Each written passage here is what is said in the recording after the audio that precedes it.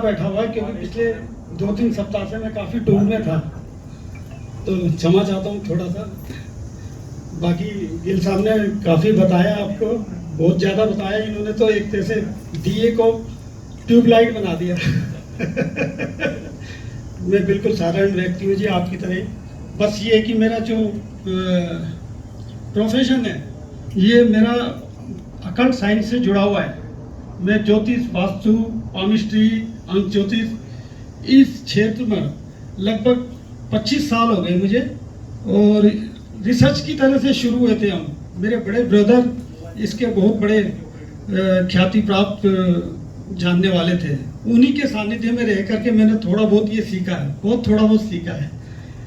तो पिछले लगभग 20 सालों से मैं पढ़ाता हूँ एस्ट्रोलॉजी, वास्तु, पामिस्ट्री, और जगह जगह सेमिनार्स वगैरह के लिए हम जाते रहते हैं। तो मेरा इंस्टीट्यूट भी है यहाँ कन्हैया नगर में, तो जहाँ हमारी रेगुलर क्लासेस चलती है, बैच चलते हैं। तो बस इसी शास्त्र के बारे में मैं जानता हूँ और आपसे चर्चाएं भी करता हूँ और शेयर करूँगा। मैं कोई स्पीच नहीं दे रहा, भाई ये कि शास्त्र की जो महत्वता है थोड़ी सी आप लोगों से शेयर कर लेता हूँ मैं। जैसा कि हमारा ये वैदिक शास्त्र है, ये पूरी तरह से विज्ञान पर आधारित है और ये वेदों की एक शाखा है। वेदों का नेत्र कहा जाता है ज्योतिष, वास्तु, इस शास्त्र को, और वेदों से ही निकला है।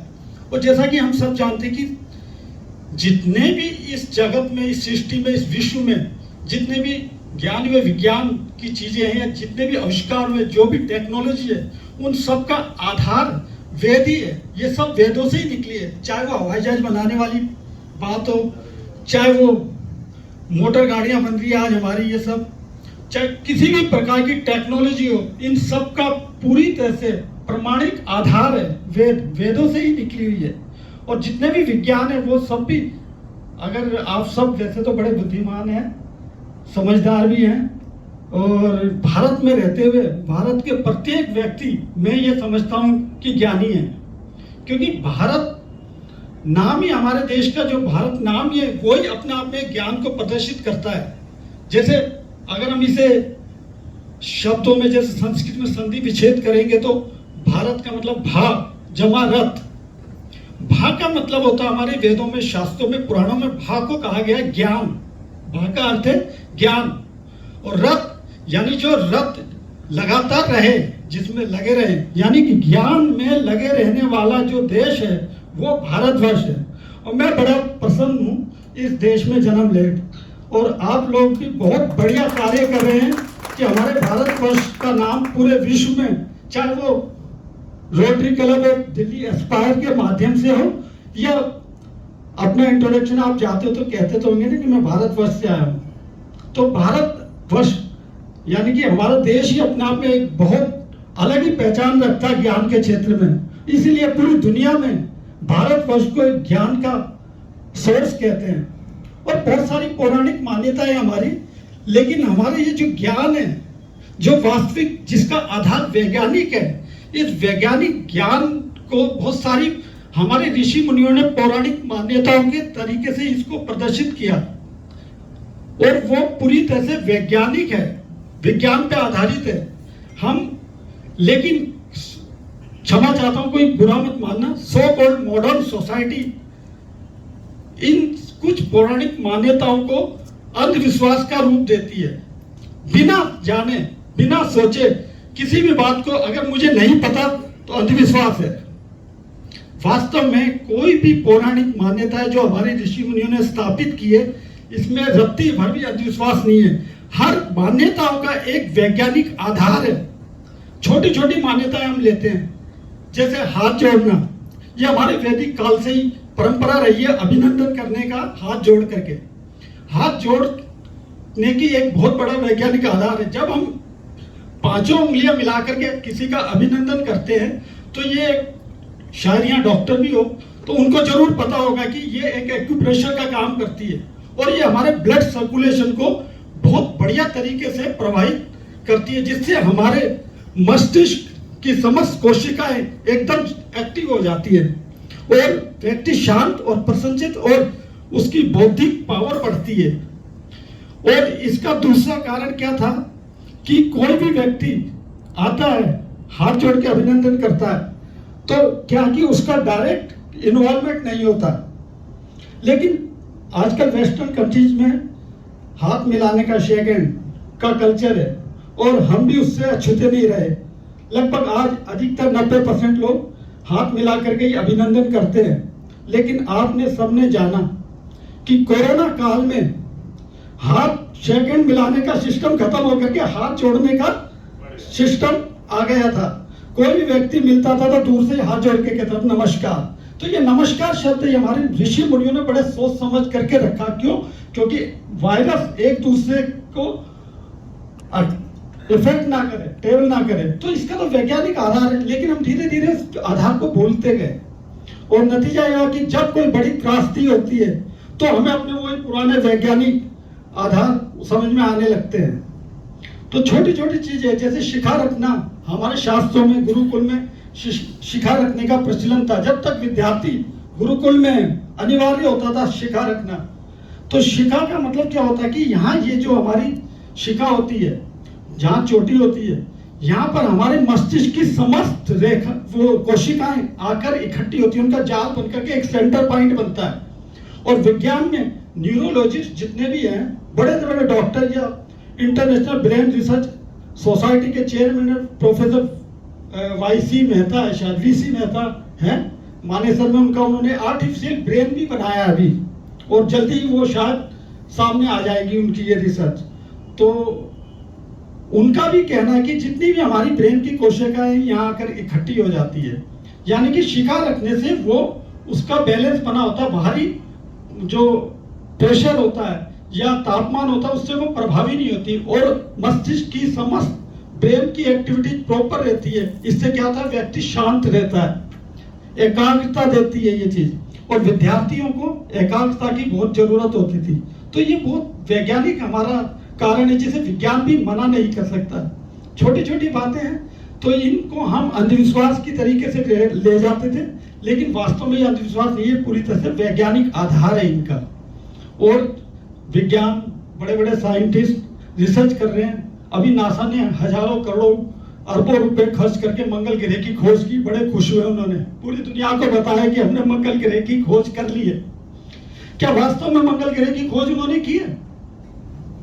मंगल ग्रह की खोज तो हमारे प्राचीन समय से पहले से ही हुई है, सबको मालूम है। आप भी जानते हैं, आप भी जानते हैं, आप भी जानते हैं, सभी जानते हैं। एक भी व्यक्ति ऐसा नहीं है जो नहीं जानता हो। मंगल ग्रह को वैज्ञानिकों ने खोजा। नासा ने कहा कि मंगल ग्रह पृथ्वी से अलग हुआ एक हिस्सा है, एक पार्ट है, यानी कि पृथ्वी का ही पार्ट है। ये उन्होंने हजारों करोड़ों रुपए खर्च करके बताया है दुनिया को। हमारा तो एक मंत्र ने हजारों साल पहले ये बात बता चुका है, और वो मंत्र आप सभी जानते होंगे, नवग्रह मंत्र। मैं आपको सुनाता हूं, एक मिनट। ब्रह्मा मुरारी त्रिपांतकारी भानु शशि भूमि सुतो बुधश्च गुरु शुक्र शनि राहु केतु सर्वे ग्रह शांतिकारा भवन्तु।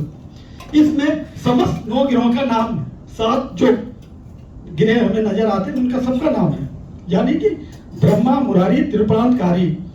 ये ब्रह्मा विष्णु महेश जो आदि देवता है, इस सृष्टि को चलाने उनको प्रणाम किया।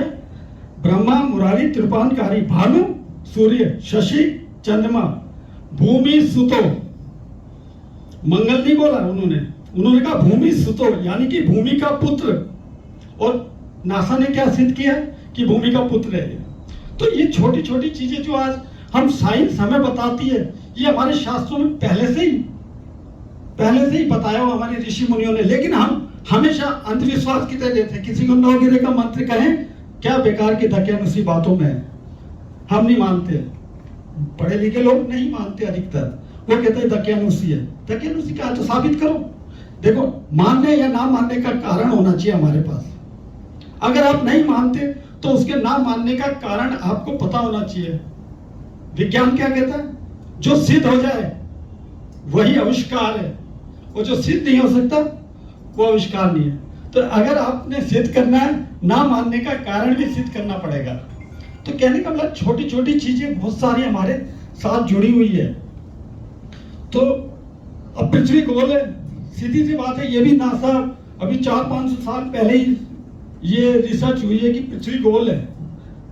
पृथ्वी गोल है, सबने माना, आज तक मानते आ रहे पृथ्वी गोल है। हजारों साल पहले हमारे तो पुराणों में एक वराह अवतार हुए थे, भगवान विष्णु जी के अवतार थे। उन्होंने पृथ्वी समुद्र में चली गई थी तो पृथ्वी का उद्धार किया था, समुद्र से बाहर ला करके गैलेक्सी में स्थापित किया था। वराह अवतार शायद जानते होंगे, इतनी मैथोलॉजी तो हमारे देश के सभी लोगों को पता होगी। तो वराह अवतार यानी कि सूकर के रूप में उन्होंने अवतार लिया और पृथ्वी को अपने सींगों से समुद्र से निकाल करके वापस गैलेक्सी में स्थापित किया। जब वो फोटो भी देखने को मिलती है, और उन्होंने सारे जो मंत्र, वरादेव के मंत्र हैं, उन सब में उन्होंने जिक्र किया कि गोलनुमा पृथ्वी ने अपने आकार से वो ले। तो हजारों साल पहले पृथ्वी गोल है, ये तो हमें पता थी। फिर हम वैज्ञानिकों की नई नई बात, वही चीजें वैज्ञानिक क्यों अपने विज्ञान के साधनों से हमें बताते रहते हैं और हम मान भी लेते हैं, और फिर अपने शास्त्रों को कहते हैं नहीं ये अंधविश्वास है, दकियानुसी है। ऐसे बहुत सारे हैं। तो छोटी छोटी बातें ही हैं। आज हरियाली अमावस्या है और हमारे शास्त्रों में कहा जाता है कि हरियाली अमावस्या के दिन पितरों की शांति के लिए एक पेड़ पौधा जरूर लगाना चाहिए। अब हरियाली अमावस्या है तो उनके पीछे हमारे जो महर्षियों का जो मकसद था कि जमीन, धरती, पेड़ पौधों से हरी भरी रहे हमेशा, इसलिए इस दिन पौधा लगाने की बात कही जाती थी। क्योंकि ये 4 मास चातुर्मास के रूप में चलते हैं। चातुर्मास का मतलब ये वर्षा ऋतु के होते हैं। पौधा जब लगता है तो वो जल्दी से पेड़ बन जाता है, बीज जल्दी से उसका प्रफुल्ल वो हो जाता है, तो वो अच्छा आकार ले लेता 4 महीनों में। तो यानी पृथ्वी को प्रकृति पूरी तरह से हरी भरी नजर आए, और ये पृथ्वी की खुशनुमा है, उसकी स्वस्थता है, उसकी सुंदरता है। तो ये छोटी छोटी जो मान्यताएं हैं ये हमारे शास्त्रों में हमें पहले से ही मिली हुई है। तो ये काफी महत्वपूर्ण है। मैं तो बस इतना जानता हूँ कि जितना मैंने जाना है, जितना सीखा है, कि हमारी जितनी भी पौराणिक मान्यताएं हैं ये बहुत इंपॉर्टेंट है, बहुत महत्व रखती है। ये हमारे परिवार को जोड़ने का भी काम करती है। हम धीरे धीरे जैसे जैसे पौराणिक मान्यताओं से दूर होते जा रहे हैं, आधुनिक परिवेश में आप देखिए आपके परिवार में कितने लोग एक परिवार में यूनाइटेड होकर रहते हैं। हम मान्यताओं से जितना दूर होते जा रहे हैं, हम परिवार से भी उतना ही दूर होते जा रहे हैं, क्योंकि प्रत्येक मान्यता एक महत्वपूर्ण मकसद के तौर पर ऋषि मुनियों ने स्थापित की थी। लेकिन हम दूर होते जा रहे हैं तो वो मकसद दूर होता जा रहा है। आज हम बहुत छोटे छोटे परिवारों में बट गए हैं। पहले कुटुंब हुआ करते थे, आज हम परिवारों में बट गए। इसके बारे में अब ये क्या हुआ, वास्तु में कहते हैं हम कि बहुत सारी चीजें कहते हैं हम लगाने के लिए। प्राचीन समय में देखिए वास्तु में दहलीज हुआ करती थी। दहलीज बहुत मामूली हल्के में लोग ले जाते हैं आज की तारीख में, लेकिन उस दहलीज का भी बहुत ज्यादा महत्व होता था हमारी पूरी लाइफ में क्या पूरे समाज में, पूरी संस्कृति में दहलीज का बहुत महत्व होता था। दहलीज होती थी, दहलीज वहां कायदा बड़ी बड़ी हवेलियां आप देखेंगे तो देखिए 1-1 फीट की भी होती थी, 6-6 इंची की होती थी। उस दहलीज में कोई भी व्यक्ति जाता था बाहर या नाराज होता था परिवार में, कुटुंब में, तो बड़ा बुजुर्ग पीछे बैठा हुआ बोलता था ये दहलीज पार करेगा तो दोबारा अंदर नहीं आएगा। इतना प्रभाव होता था कि वो व्यक्ति बाहर जाने की बजाय वापस अंदर आ जाता, चाहे कितना ही नाराज हो। यानी कि वो दहलीज कुटुंब को बांध रखने में बड़ी महत्वपूर्ण थी, इतना असर था। वही दहलीज का उदाहरण हम रामायण में देख सकते हैं। लक्ष्मण ने सीता जी को जब वो छोड़ के जा रहे थे, उन्होंने कहा भैया ये मैं आपको एक लक्ष्मण रेखा खींच रहा हूँ, इसको पार मत करना आप। वो लक्ष्मण रेखा नहीं, वो एक दहलीज ही थी जो सीता जी के लिए उन्होंने बना दी थी सुरक्षा के लिए, लेकिन उन्होंने पार किया। सब जानते हैं, रामायण हो गई, ठीक है सर। तो इसी प्रकार से जितनी भी छोटी छोटी मान्यताएं हमारे ज्योतिष शास्त्र से जुड़ी हुई है या हमारे आध्यात्मिक शास्त्र से जुड़ी है, इनका पूरी तरह से वैज्ञानिक आधार है। एक भी मान्यता ऐसी नहीं है जिसका वैज्ञानिक आधार ना हो। यह अलग बात है, किसी को मालूम नहीं है, लेकिन प्रत्येक मान्यताओं का वैज्ञानिक आधार है। और इस वैज्ञानिक आधार का तो अमेरिका जैसे लोग फायदा उठा रहे हैं, जर्मन जैसी बड़ी बड़ी कंट्रियां हमारे वेदों से फायदा उठा रही है, लेकिन हम, क्योंकि हम तो इसके जन्मदाता है, हम उठाएंगे कैसे? हम ना, हमारा तो इस पे कॉपीराइट है, ठीक है ना जी, हमें हमारी चीजें, हमें क्या जरूरत है देखने की उसे। लेकिन जिसको पता है वो इसका फायदा उठा रहा है। महाभारत के बारे में आप सभी जानते हैं। क्या आपको मालूम है महाभारत का ओरिजिनल नाम क्या है? किसी को मालूम है महाभारत का असली नाम क्या है? नहीं मालूम। आपने शोले फिल्म देखी है? शोले फिल्म में धर्मेंद्र और अमिताभ के क्या नाम थे? जय वीरू। तो इसमें जो जय अमिताभ बच्चन का नाम था, महाभारत का असली नाम जय जय मतलब जय जय महाभारत का असली नाम जय है। और महाभारत इतना महत्वपूर्ण ग्रंथ है हमारा कि उस ग्रंथ में टोटली विज्ञान है, 100% विज्ञान है। आपने महाभारत की जो आप हमें टीवी सीरियलों के माध्यम से दिखते हैं, तीर चला रहा है, एक तीर से वो ब्लास्ट कर रहा, क्या क्या कर रहा, हवा में उड़ करके कर रहे हैं। वास्तव में महाभारत में पूरी तरह से वैज्ञानिक आधार थे और सारे योद्धा जो थे सब भी बहुत बड़े बड़े वैज्ञानिक थे उस जमाने के, उस काल के। तो वो इतना ज्यादा शक्ति का संतुलन इतना बिगड़ गया था कि उनसे भी बड़े जो वैज्ञानिक थे उन्होंने उसको संतुलित किया था महाभारत युद्ध करवा के। और महाभारत को सबको मालूम ही है कि किसने लिखी है? वेद व्यास जी ने लिखी है। अभी गुरु पूर्णिमा गई है, जो 11 तारीख को गई है, गुरु पूर्णिमा 13 तारीख को गई है, 13 जुलाई को गुरु पूर्णिमा जिनके कारण मनाई जाती है वो वेद व्यास जी थे।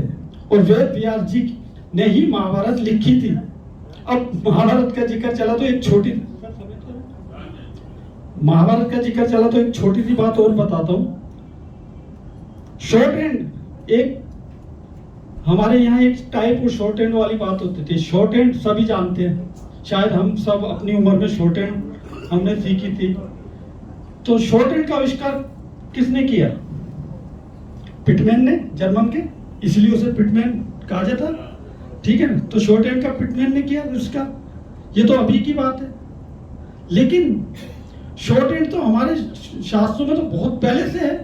जब वेद व्यास जी ने महाभारत लिखने के लिए चुना गणेश जी को, तो एक शर्त लगाई थी कि मैं निरंतर बोलता रहूंगा और आप लगातार लिखते रहोगे, रुकोगे नहीं। जहां रुक गए भाई ये अधूरी रह जाएगी महाभारत। तो गणेश जी ने, वेद व्यास जी लिखते गए और गणेश जी ने अपने, वही शुरुआत हो गई जैसे एक अफसर या एक बॉस अपने असिस्टेंट को कहता फटाफट लिखो, वो शॉर्ट हैंड में एंड तक लिखता रहता, जब तक रुकता नहीं है वो भी। बिल्कुल गणेश जी भी उसी तरीके से लिखते गए। तो वो किस लिपि में लिखी थी उन्होंने भी शॉर्ट लाइन, ठीक है ना सर। तो कहने का मतलब है कि ये सब चीजें हमारे प्राचीन समय से ही हमारे पास थी, उपलब्ध थी। लेकिन इसका फायदा विदेशियों ने या दूसरे देशों के लोगों ने बड़ा फायदा उठाया। और बड़े बड़े आज जर्मन ने जितने बड़े बड़े आविष्कार किए वो सब हमारे अथर्ववेद, यजुर्वेद, इनसे यजुर्वेद तो मुख्य विज्ञान है, पूरा विज्ञान है उसके अंदर। तो एक ऐसा कोई भी विज्ञान या ऐसा कोई आविष्कार नहीं जो आज या आने वाले कल में भी होगा, वो भी सब यजुर्वेद में उसके सूत्र हैं। इसी प्रकार महाभारत के जितने जो ओरिजिनल जय नाम का हमारा महाभारत ग्रंथ था उसके अंदर ये सारे सूत्र थे। तो जब सम्राट अशोक के वक्त की बात कर रहा हूं मैं, सम्राट अशोक ने देखा कि ये ओरिजिनल महाभारत सम्राट अशोक के वहां थी, विक्रमादित्य जी के पास थी। उन्होंने देखा कि अगर ये ग्रंथ आने वाले कल में लोगों ने पढ़ लिया, जान लिया, तो फिर बैलेंस बिगड़ जाएगा, क्योंकि सब लोग बड़ी बड़ी विद्याएं सीख जाएंगे। महाभारत में हवा में उड़ने की कलाएं लिखी हुई थी, आदमी गायब होने की कलाएं लिखी हुई थी, आदमी को अपनी आयु बढ़ने की कलाएं थी, उसमें बहुत सारे सूत्र थे ऐसे जो बहुत ही खतरनाक थे। तो सम्राट अशोक ने क्या करा कि उनको गुफाओं में लिपिबद्ध करवा दिया। पूरी महाभारत को लिपिबद्ध करवाया। सबसे पहले उन्होंने लिपिबद्ध करवाते ही उन्होंने उसको जला दिया, नष्ट कर दिया बिल्कुल। और उसके स्थान पर एक दूसरी पैरेलल महाभारत तैयार कर दी जो आज हम पढ़ते हैं। वास्तव में ये ओरिजिनल महाभारत नहीं है। इसका बड़े रिसर्च चल रही थी इसकी कि वो ओरिजिनल महाभारत आखिर है कहाँ। इसका जिक्र धीरे धीरे आया। दिल्ली यूनिवर्सिटी के प्रोफेसर क्रिस्टोफर सी डायले हैं जिन्होंने इसकी खोज की थी। उनके साथ 9 लोगों की टीम और थी जो इस खोज में लगे, सारे अलग अलग थे। आज की तारीख में वो गुड़गांव में रहते हैं, कोई भी जाकर के उनसे बात कर सकता है इस विषय पे। तो उन्होंने वो लिपिबद्ध करवा दी सारी। लेकिन दुनिया बहुत तेज है, वेस्टर्न कंट्रीज बहुत फास्ट है, हमसे ज़्यादा चल रही है। उनको पता था ये बात, उनको मालूम था कि महाभारत जैसा ग्रंथ सम्राट अशोक के समय में था और वो गायब हो गया था। तो अमेरिका जैसी कंट्री आई, अफगानिस्तान पे आई, अटैक किया, हमला किया और उस जंगल में आकर के 21 साल रही। आखिर अफगानिस्तान में क्या था जो अमेरिका वहां से आकर के अपनी अरबों की संपत्ति खराब कर रहा था, अपने सैनिकों को वहां 20 साल से रोके रखा था? आखिर क्या था? उसने पूरी खोजबीन कर डाली, पूरे अफगानिस्तान को छान मारा वो। क्यों? क्योंकि सम्राट अशोक का अधीन था वो उस जमाने में, कंधार जैसे हम कहते हैं। तो उन्होंने जब कुछ नहीं मिला उनको, 18-20 साल की उसके रिसर्च पे भी नहीं मिला, तो उन्होंने अल्टीमेटम, उनको नजर आया कि इतनी बड़ी बड़ी बुद्धास की मूर्तियां, इनको तोड़ा जाए। अब सॉरी, मैं कोई धर्म की बात नहीं कर रहा, इसे आप धर्म से मत जोड़ना किसी भी प्रकार से। उन्होंने उन बुद्धास की मूर्तियों को तोड़वाया। जब बुद्धास की मूर्तियां तोड़ी गई तो उन्होंने देखा कि उसके पीछे बड़ी बड़ी गुफाएं थी, और वो गुफाओं में जब वो अंदर गया तो वो दंग रह गया। उस गुफाओं में सारी, उसमें दीवारों पर लगभग 5 किलोमीटर लंबी गुफाएं थी। वो उन 5 किलोमीटर लंबी गुफाओं में केवल वो महाभारत लिपिबद्ध जो करवाई थी उन्होंने, वो मिल गई उनको। उन्होंने लगातार 2 साल तक उनको स्कैन किया। स्कैन करते जब उनका पूरा काम हो गया तो वो अमेरिका चले गए, और एक ही दिन में अफगानिस्तान को छोड़ के, अपनी अरबों की संपत्ति छोड़ के वहां वो चले गए। एक ही दिन में कोई किसी देश को ऐसे आजाद कर सकता बिना कोई कारण के? सोचने वाली बात है ना ये सब, और वो भी अमेरिका जैसा देश। तो उन्होंने चले गए वो। अब जाने के बाद उन्होंने उनको डीकोड करना शुरू किया। उसकी ताजा अभी लगभग 8-9 महीने पहले ही, 8-9 महीने या साल हो गया होगा, वहां से अमेरिका से एक न्यूज आती है कि उन्होंने आयु बढ़ाने की दवाई की खोज कर ली है, कि व्यक्ति अगर 50 साल का है तो उसे अगर अपनी 25 साल की उम्र बढ़ानी है तो वो दवाई अभी से एडवांस में आप बुक करोगे तो आपको 5 साल के बाद मिलेगी। किसी को 75 साल की एज है, उसको अपनी 50 साल की एज बढ़वानी है तो उसको ये करना। तो कहने का मतलब उन्होंने आयु बढ़ाने की दवाई बना ली। उसमें एक बहुत बड़े इंडस्ट्री, दुनिया के बहुत अमीर व्यक्ति हैं जिन्होंने अपनी 75% संपत्ति उस कंपनी में इन्वेस्ट कर दी। तो ये तो पहला महाभारत का पहला डीकोड किया उन्होंने, जो उन्होंने बना लिया। अब ऐसे पता नहीं और कितने भविष्य में हमारे सामने बहुत सारी चीजें आएंगी। कल को वो कहेगा कि हमने तो गायब होने की दवाई भी बना ली, कि हमने तो आकाश में उड़ने की भी दवाई बना ली। क्यों? क्योंकि महाभारत में ये सारे सूत्र गायब हो जाने की, उम्र बढ़ाने की। जैसे हम मैथोलॉजिकली वो भीष्म पितामह के लिए कहते हैं इच्छा मृत्यु का वरदान था उनके। वास्तव में इच्छा मृत्यु क्या होती है? इच्छा मृत्यु क्या होती है? कोई तो सूत्र होगा ना जिससे हम अपनी मर्जी से मरे, यानी कोई तो साइंटिफिक रीजन होगा ना उसका। तो ये सब साइंटिफिक रीजन, वास्तव में ये जो मैथोलॉजी है ये बहुत गूढ़ है, बहुत ही गूढ़ है। इसको समझना असंभव है। आदमी की एक उम्र नहीं, आदमी कई जन्म ले ले तब भी ये पूरी तरह से नहीं समझ पाएगा। क्यों? क्योंकि हमारे ऋषि मुनि तो इन सब चीज़ों को जानते थे, इसलिए उन्होंने अपने वो इजाद कर करके अपनी आयु बढ़ाते रहे। इसलिए कहा जाता है 1000 साल के थे, 10,000 साल के थे। छोटी छोटी बात है सर। सूर्य की दूरी, पृथ्वी से सूर्य की दूरी अभी खोज हुई थी, काफ़ी ज़्यादा 40-50 साल पहले की बात है कि इतनी पृथ्वी से सूर्य की दूरी इतनी है। सर एक छोटी सी हनुमान चालीसा है, उसमें सूर्य की दूरी का सीधा सीधा जिक्र है। उसमें एक दुआ है, 7 योजन पर भानु लील्योताहि मधुर फल जानू। ठीक, 7 योजन पर भानु, भानु यानी सूर्य। तो जब हनुमान जी ने देखा कि 7 योजन, अब आप 7 योजन को कैलकुलेट करेंगे अगर दूरी के हिसाब से, तो जो नासा के वैज्ञानिकों ने दूरी सेट की है वही दूरी एक्यूरेट 1 फीट का भी अंतर नहीं है। तो इसका तात्पर्य क्या है कि हमें पता है लेकिन हमें अवेयरनेस नहीं है। अभी बात चल रही थी चरक जी की, बीच में थोड़ी सी बात हुई थी चरक जी की, जो ऑपरेशन डोनेट, हमारे सूर्य जी कह रहे थे कि अंगों को डोनेट करना, ये बहुत बढ़िया बात है, क्योंकि ये भी लोगों की आयु बढ़ाती है अंग डोनेट। अगर मेरा अंग ठीक है, किसी और का खराब है और मेरी आयु जारी है, या मैं अब इस लायक नहीं हूँ कि और जीवन जी सकूं, तो मेरा फर्ज बनता है कि मुझे अपना अंग डोनेट करना चाहिए, क्यों ये मानव कल्याण के लिए बहुत ही महत्वपूर्ण बात है। अगर ये सब लोग समझ जाएं तो शायद मृत्यु दर घट करके 1% पे आ जाए। तो ये बहुत सारी चीजें, लेकिन ये सब चीजें हमारे पुराणों में पहले ही हो चुकी थी, लेकिन क्या है कि अवेयरनेस ना होने के कारण, लोग अंधविश्वास नाम देने के कारण ये चीजें बीच में ही रुक गई। इसलिए हमारे देश में सर्जरी में कभी ज्यादा रिसर्च नहीं हो पाई, क्योंकि चरक जी हमारे सर्जरी के जनक थे। सर्जरी के लिए उनको बॉडी, सर्जरी कब आदमी करेगा, जब वो बॉडी मिलेगी तभी तो रिसर्च करेगा सर्जरी के लिए। उनको बॉडी नहीं मिलती थी, बॉडी को रिसर्च करते। पहले प्राचीन समय में हमारे देश में भी दफनाने की व्यवस्था थी, जलाया नहीं जाता था डेड बॉडी को, दफनाया जाता था। तो चरक जी ने कहा अपने शिष्यों से, जो उनके पढ़ते थे, मेडिकल के जनक थे वो, तो उन्होंने कहा भाई हमें अब सर्जरी सिखानी है आप लोगों को, तो बॉडी का इंतजाम करना। तो वो ये देखते थे कि गांव में कितने लोग मरे आज, उनमें कौन किस तरीके से मरा, तो उन्होंने कहा इसकी बॉडी निकाल के लानी है।